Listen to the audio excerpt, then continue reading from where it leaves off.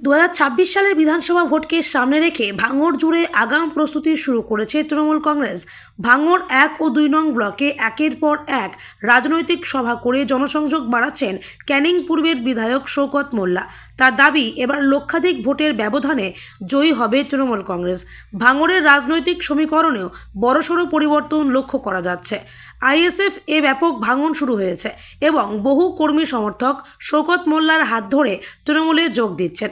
বিশেষ করে ভাঙড় 1 ও 2 নং ব্লকের বিভিন্ন অঞ্চল থেকে শতাধিক আইএসএফ কর্মী তৃণমূলে যোগ দিয়েছেন বলে জানিয়েছেন বিধায়ক শওকত মোল্লা। সবচেয়ে বড় চমক কচুয়া এলাকায়, এখান থেকে প্রায় 60টি পরিবার একযোগে তৃণমূল কংগ্রেসে যোগ দিয়েছে।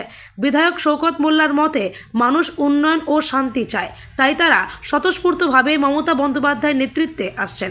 2026 সালের বিধানসভা নির্বাচনকে যুদ্ধের প্রস্তুতির সঙ্গে তুলনা করছেন শওকত মোল্লা।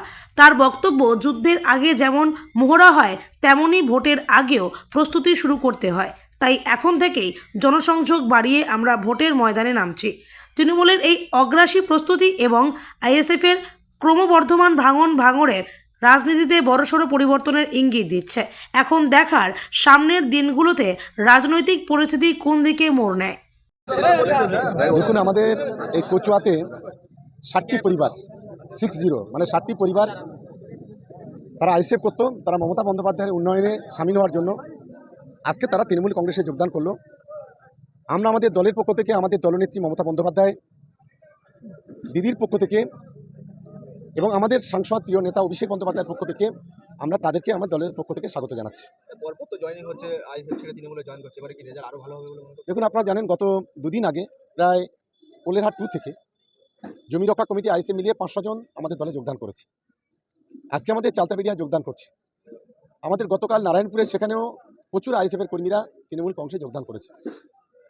ভাঙড় জুড়ে আইএসএফের মুসল পর্ব শুরু হয়েছে, কারণ ভাঙড়ের শুভবুদ্ধি সম্পন্ন মানুষ বুঝতে পেরেছে আইএসএফকে ভোট দিয়ে ভাঙড়ের কখনো উন্নয়ন হবে না, আর আইএসএফকে ভোট দিয়ে ভাঙড়ের শান্তি ফিরবে না।